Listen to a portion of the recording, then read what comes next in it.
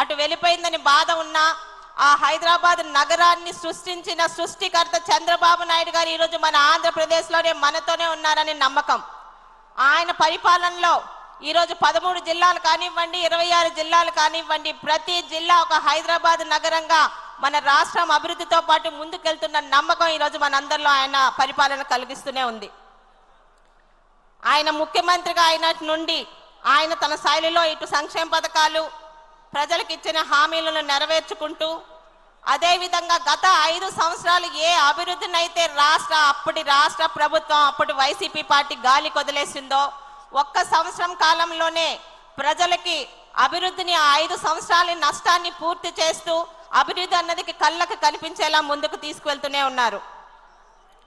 ఈరోజు ఆ ప్రభుత్వంలోని గాలి కొదిలేసిన మౌలిక సదుపాయాలు లాంటి రోడ్లు కానీ, అలాగే ఇతరత్ర ఎయిర్పోర్ట్లు కానీ, నౌకాశ్రయాలు కానీ, మరిన్ని ఈరోజు ఎంతోమంది నాయకుల సహకారంతో, కేంద్ర ప్రభుత్వం సహకారంతో రాష్ట్ర ప్రభుత్వంలోని ప్రజలకి ఇటు నోరు పారేసుకుంటున్న ప్రతిపక్షాల్లో కూడా కళ్ళకు కనిపించేలా మనం ముందుకు తీసుకువెళ్తున్నాం. ఈరోజు రోడ్లు గత సంవత్సర కాలంలో అభివృద్ధిలో పెద్ద పీట వేసినది ఏదన్నా ఉంటే ఈరోజు రోడ్లు. శ్రీకాకుళం జిల్లాలో పలాస లాంటి నియోజకవర్గంలో కూడా గత 6 నెలల్లో దాదాపు 130 కోట్లతోని ఎన్ఆర్జీఎస్ రోడ్లు ప్రతి మండలానికి వేశామంటే, మొన్న సంక్రాంతి పండుగకు వచ్చిన ప్రతి ఒక్క సోదరులు, ప్రతి ఒక్క పలాస నియోజక కార్యకర్తలు ముఖ్యంగా ఆ మార్పుని గమనించారంటే అది తెలుగుదేశం పార్టీ కూటమి ప్రభుత్వంలో చేస్తున్నది మన ఒక్కరికే సాధ్యమవుతుంది. అదేవిధంగా పోర్ట్లు, ఎయిర్పోర్ట్లు, ముఖ్యంగా శ్రీకాకుళం జిల్లా అంటే వలసల జిల్లాగా పేరు పొందింది. శ్రీకాకుళం జిల్లా తలరాతని మార్చడానికి 2014-19లోని టెక్కల్లోని బావనపాడులో మూలపాటి పోటీకి శంకుస్థాపన సంకల్పం చేసింది మన చంద్రబాబు నాయుడు గారు.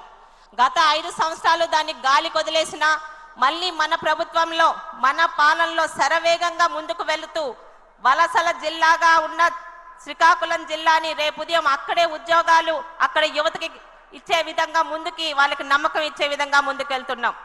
అలాగే ఎవరు ఊహించారు శ్రీకాకుళం జిల్లాలో పలాస అనే నియోజకవర్గంలో ఒక ఎయిర్పోర్ట్ వస్తుందని? ఈరోజు ఒక పలాసనే కాదు, పలాసలోని, కర్నూలులోని, ఈరోజు ప్రతి దగ్గర కుప్పంలోని, నెల్లూరులోని, అలాగే గోదావరి జిల్లాల్లోని ఎయిర్పోర్ట్లు కూడా మన కళ్ళకి సాకారం జరిగే విధంగా ముందుకు వెళ్తున్నాయి.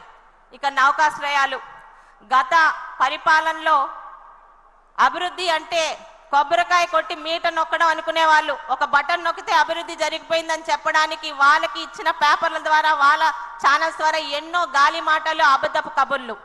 ఈరోజు అభివృద్ధి అంటే బటన్ నొక్కడంలోనో కొబ్బరికాయ కొట్టడంలోనో కాదు. అభివృద్ధి అంటే కళ్ళకి కనిపించేలా సంవత్సర కాలంలో చేస్తూ 5 సంవత్సరాల నష్టాన్ని పూడ్చుకొని మనం ముందుకెళ్లే విధంగా వెళ్తున్నాం. సార్, ఏ యువతకైతే తెలుగుదేశం పార్టీ దగ్గర కావాలనుకుందో, పార్టీ తరపున జర్మనీకి మినీ మహానాడులోని అటెండ్ అవ్వడానికి వెళ్ళినప్పుడు అక్కడికి వచ్చిన వారిలో దాదాపు 80% మంది యువత సార్. ముఖ్యంగా చాలా గర్వపడిన విషయం ఏంటంటే అక్కడికి వచ్చిన విద్యార్థులందరూ 2014-19 మధ్యన అంబేద్కర్ విదేశీ విద్య ద్వారా అక్కడికి వెళ్ళిన వాళ్ళే. ఈరోజు అక్కడ ఉన్న వ్యక్తుల్లో 8 మంది విద్యార్థులు ఆ రోజు మాట్లాడారు. అందులో ఒక వ్యక్తి కడప జిల్లా రైల్వే కోడూరు. ఆ అబ్బాయి చెప్పింది, చంద్రబాబు నాయుడు గారి వల్ల ఒక సామాన్య రైతు కుటుంబంలోని ఉన్న నేను ఈరోజు జర్మనీ వచ్చి అంబేద్కర్ విద్య ద్వారా నా చదువు పూర్తి చేసుకున్నాను. ఈరోజు ఇక్కడ ఉద్యోగం తెచ్చుకొని, వివాహం చేసుకొని నా భార్యతో సహా ఇక్కడ ఉద్యోగం చేస్తున్నానని. ఒక సాధారణమైన విద్యార్థులు కలలో కూడా ఊహించని విధంగా ఈరోజు విదేశాలు వెళ్ళి వాళ్ళు జీవితంలో స్థిరపడి 10 మందికి ఆదర్శంగా నిలిపించేలా చేసిన మీకు వాళ్ళు జర్మనీ తరపున కృతజ్ఞతలు తెలిపారు సార్. నిజంగా చాలా గర్వంగా అనిపించింది. మన పథకాలు మనం చెప్పుకోవడం కాదు, ఆ పథకాలు తీసుకున్న వాళ్ళు ఈరోజు గర్వంగా ఇతర దేశాల గడ్డ మీద మన తెలుగుదేశం పార్టీ గురించి మాట్లాడుతుంటే చాలా సంతోషంగా అనిపించింది. ఈ విధంగా అనేక రకాలుగా చంద్రబాబు నాయుడు గారు రాష్ట్రాన్ని ముందుకు తీసుకెళ్తున్నారు. అయితే గత 5 సంవత్సరాల్లో ఒక చీడ లాంటి ఒక దుస్వప్నం మనం ఎదుర్కొన్నాం. మళ్ళీ కరోనా కన్నా భయంకరమైన ఆ పార్టీ రాకూడదంటే